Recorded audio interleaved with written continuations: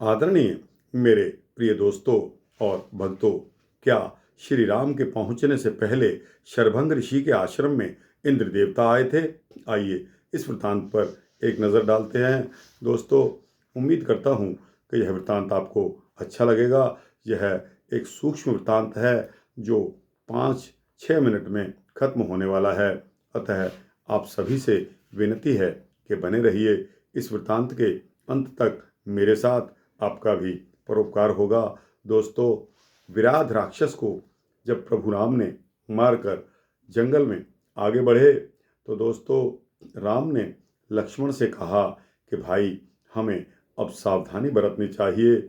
मैं आगे जो भी आश्रम आएगा वहाँ हम कुछ काल विश्राम करेंगे और आप पीछे आओ, बीच में सीता जी को रखो और मैं आगे आगे चलूँगा। कुछ कोस चलने पर उन्हें एक आश्रम दिखाई दिया। पास जाकर पूछने पर पता चला कि वह आश्रम मुनि शरभंग का है।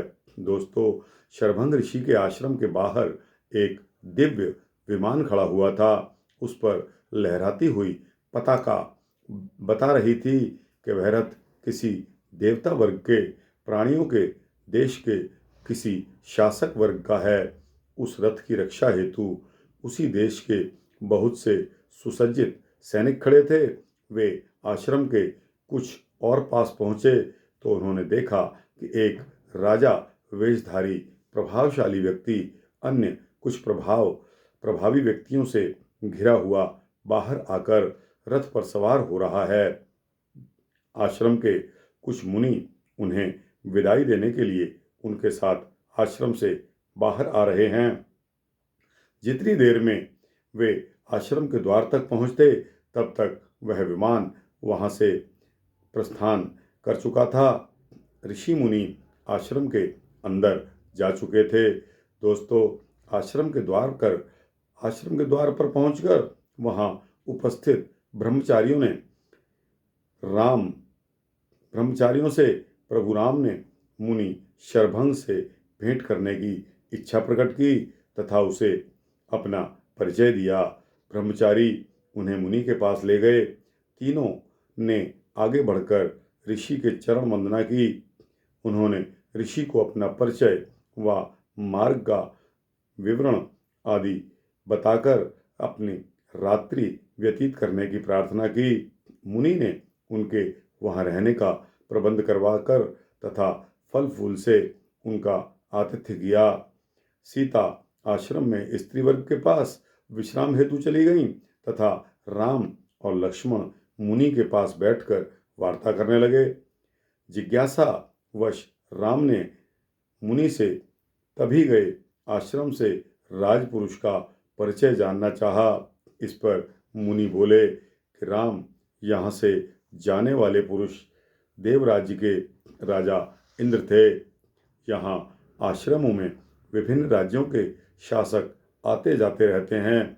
इन आश्रमों में हो रही ज्ञान विज्ञान की प्रगति से अवगत होते रहते हैं तथा उसकी शिक्षा का प्रचार प्रसार अपने अपने राज्यों में भी करते रहते हैं। ये लोग आश्रमों को दान पुण्य से सहायता भी करते हैं। आश्रमों में विभिन्न राज्यों के ब्रह्मचारी विद्या अध्ययन के लिए आते हैं। ये राजा लोग उनसे वार्ता करते हुए विभिन्न राज्यों की सामाजिक, धार्मिक व राजनैतिक परिस्थितियों से भी अवगत होते रहते हैं।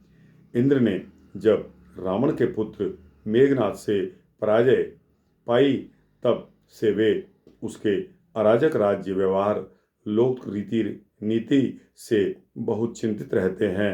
यह अपने आप में सत्य है कि रावण का राज्य एक वैदिक परंपरा से शुरू हुआ जो वर्तमान में धीरे धीरे उसी संस्कृति को मिटाने पर उतारू हो गया। आज भी इंद्र यहाँ इसी विषय पर आकर चर्चा कर रहे थे। तुम्हारे विषय में भी उन्हें पूर्ण ज्ञान हो चुका है कि कैसे आपका वन आगमन हुआ, तुमने किस प्रकार महर्षि विश्वामित्र का धनुर्यज्ञ संपन्न कराया इत्यादि।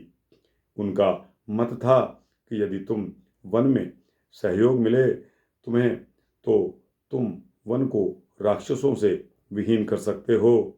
उन्हें तुम्हारे यहाँ आगमन की सूचना भी किसी सेवक ने जाने के एक पल पूर्व आकर ही दी थी, परंतु वे तुमसे यहाँ भेंट नहीं करना चाहते थे।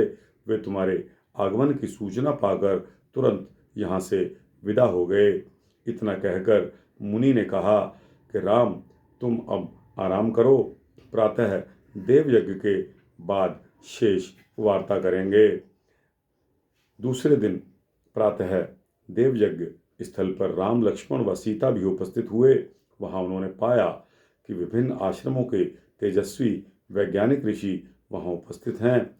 देव यज्ञ के पश्चात सभी ऋषि मुनि राम लक्ष्मण के चारों ओर एकत्र हो गए। उनमें परमाणु विज्ञान, यंत्र विज्ञान, प्रयोग में आने वाले पात्र, उत्पत्ति विज्ञान, सूर्य चंद्र की किरणों पर अनुसंधानकर्ता, अन्न शक्ति में पोषण शक्ति के खोजी, वनस्पति वैज्ञानिक, शरीर विज्ञान पर अनुसंधानकर्ता, चिरकाल जागरण की विद्या के जानकार, सूर्य के भयंकर तप को सहन करने की विद्या जानने वाले सभी वैज्ञानिकों का समावेश था। सभी का एक ही मंतव्य था, जो उन्होंने राम से कहना आरंभ किया कि हे श्री राम, आप इस वन में निवास करने वाला वानप्रस्थ महात्माओं का यह समुदाय, जिनमें ब्राह्मणों की संख्या का बाहुल्य है तथा जिनके रक्षक आप स्वयं हैं, इन्हें राक्षसों द्वारा अनाथों की तरह मारा जा रहा है। इस समुदाय का अत्यधिक मात्रा में संहार हो रहा है, जिनका निवास पंपा सरोवर, तुंगभद्रा नदी तथा मंदाकिनी सरता के किनारे है तथा चित्रकूट पर्वत के चारों ओर है। उन सभी का राक्षसों ने महान संहार किया है। आप हमें एक सहारे के रूप में दिखाई दे रहे हो। आप हमारी इन राक्षसों से रक्षा कीजिए। दोस्तों, यह वृतांत यहाँ समाप्त होता है। आपको कैसा लगा? अच्छा लगा हो तो इसको लाइक और शेयर करते हुए अपने जैसे दोस्तों, भक्तों, जिज्ञासुओं को अवश्य भेजना। इस चैनल को सब्सक्राइब करेंगे तो आपको इसी तरह के भक्ति वृतांत मिलते रहेंगे। दोस्तों, जय श्री सीता रामचंद्र भगवान की जय।